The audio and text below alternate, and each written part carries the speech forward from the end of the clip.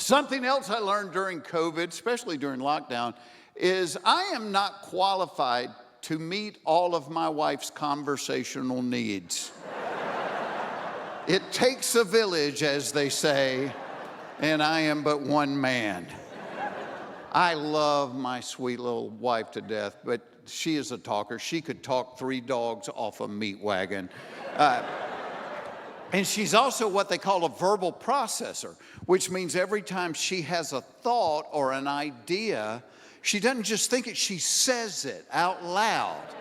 So every morning during lockdown, I would get up and pour myself a cup of coffee, and I would turn around, and there she would be. And every morning it would be like, have you put any thought of where we're going to go when this pandemic is over? Because I've got to get out of this house. And talking about out of this house, you are not going to believe what I found out about the family that moved in down the street. I told you I thought that lady looked weird.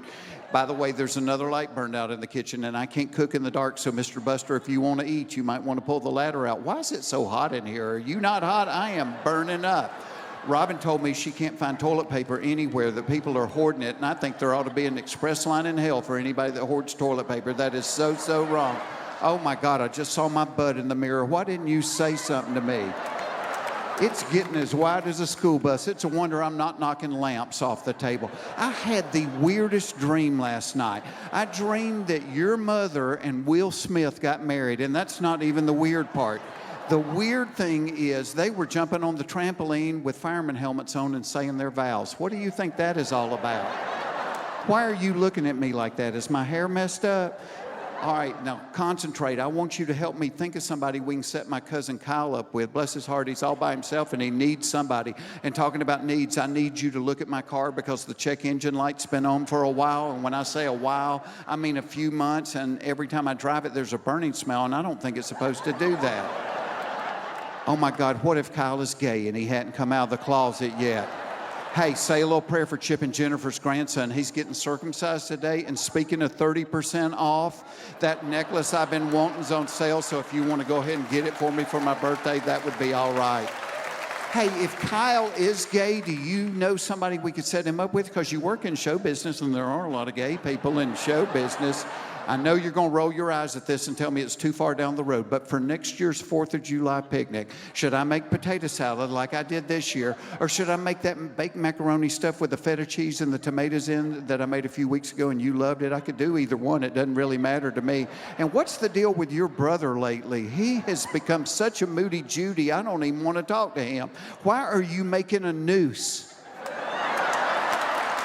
Untie that from the ceiling fan and get off the bed. You're messing up all my pillows. My day every day during lockdown.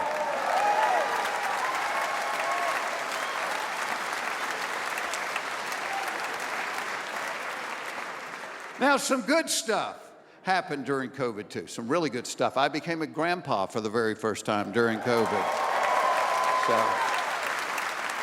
And I love this little boy more than any human being on the planet. And my daughter, I don't know how she pulled this off, but somehow she arranged to be able to get on the Jerry Springer show, and we were able to find out who the father is without spending one dime of our own money. So that was great.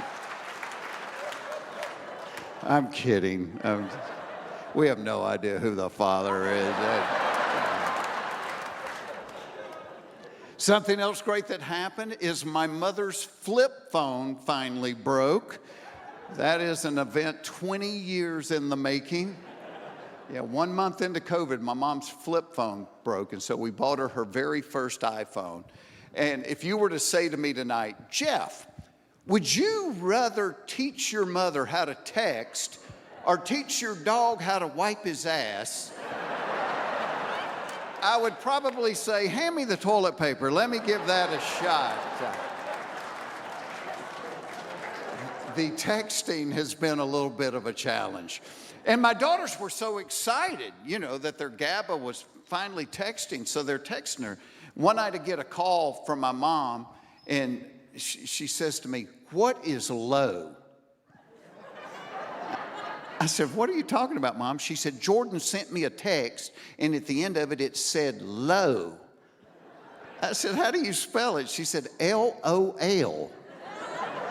I said, Mom, that's not low, that's laugh out loud. I said, that's what the kids do now. Instead of writing everything out, they just use initials like IDK is I don't know, OMGs, oh my gosh. I said, that's how they do it.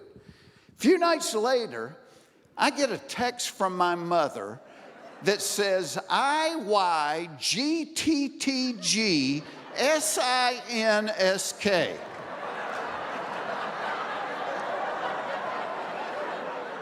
I'm like, oh God, Mom's had a stroke. I called her up. I said, Mom, what did you just text me? She said, I was doing like the girls do. I said, if you go to the grocery store, I need some ketchup. Well, of course, why didn't I see that? And she loves this iPhone because it has features on it that her flip phone didn't have, like reception. So she called me one night, and I answered because I didn't have anything to do for an hour and a half. And I'm talking to my mom. Well, during the call, my mom mentioned that there had been a couple of break-ins in her neighborhood. And I said, well, Mom, that's a little concerning. She said, I know. She said, that is why I am thinking about getting my carry permit. My mother is 85 years old. Her eyesight is bad, her hearing is worse, and she has the balance of Ron White after midnight.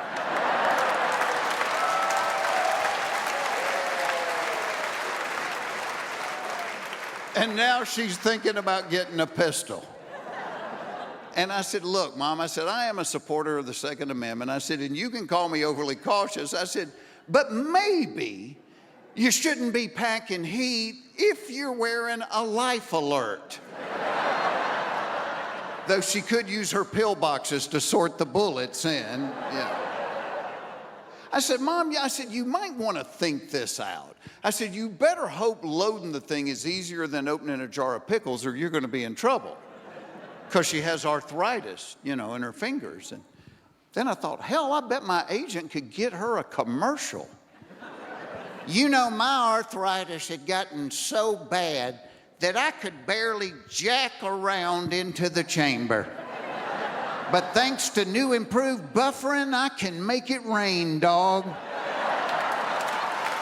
You feel me, bruh?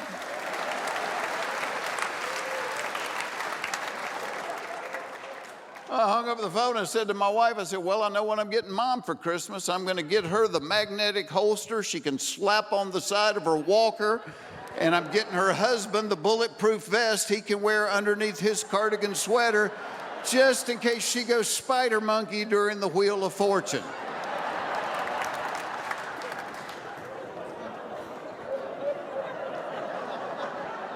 And that's where my wife and I are in life right now.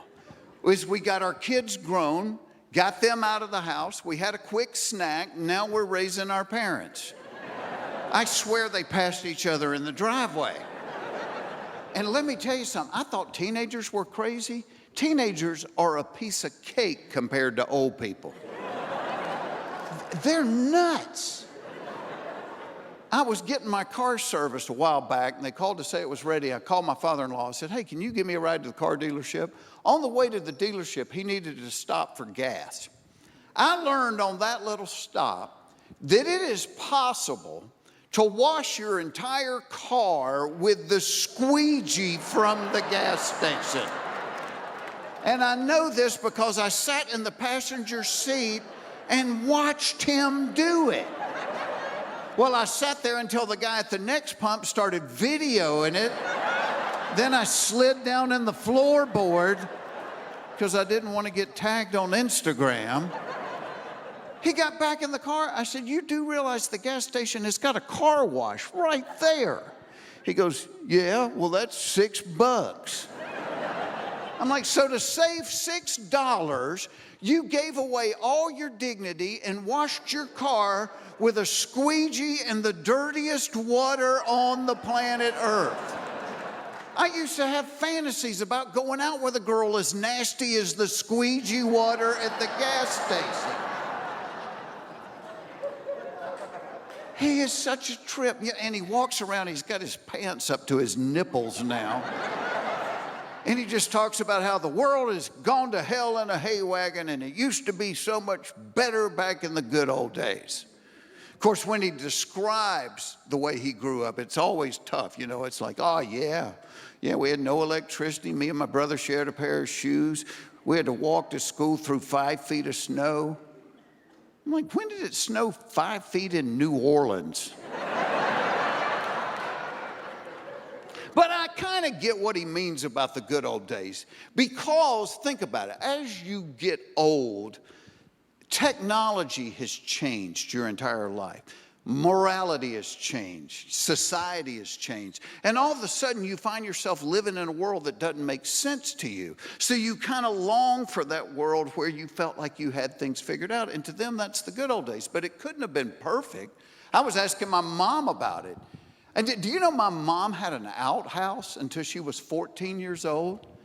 And I said, well, Mom, what would you do in the wintertime if you had to go to the bathroom and it was late at night? She said, we went in a bucket. That's what they called it, a slop jar or a honey pot. That's what they did. They went to the bathroom in a bucket. And I'm thinking, I know how my wife responds to the aroma of a broccoli casserole that has been in the refrigerator one day too long.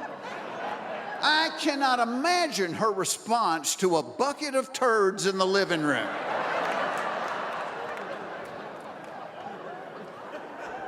And you know, one of the euphemisms for dying is he kicked the bucket. I bet you that's what that's talking about.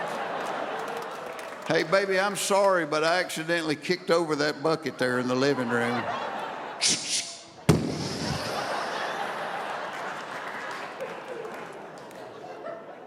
I think if things had been perfect in the good old days, the guy that invented Viagra wouldn't be a billionaire. Because back in the good old days, when God told you you were out of the game, you just walked out in the backyard and started a garden. And the only hoe you were playing with was the one to get the weeds out of the tomatoes. But now, thanks to Viagra, people are playing into their 80s. Let that mental image sink in just a second. Just that pile of flesh, and everything in the pile looks like it needs ironing, you know? I do think it's cool that the nursing homes are now giving the old guys half a tablet a night, you know, just to keep them from falling out of bed. So, kind of a kickstand deal there. And now everybody talks about this stuff. You know, back in the good old days, if a man was trying to shoot pool with a rope, he kept it to himself. But now it's a cottage industry. I heard a radio ad the other day where this guy said, thanks to his ED formulas, he could now help men perform for 30, 60, even 90 minutes. And I'm thinking, 90 minutes? Blah! Oh my gosh, my attention span is not that long. After 20, I'd be like, hey, I'm gonna go make a sandwich. You want anything?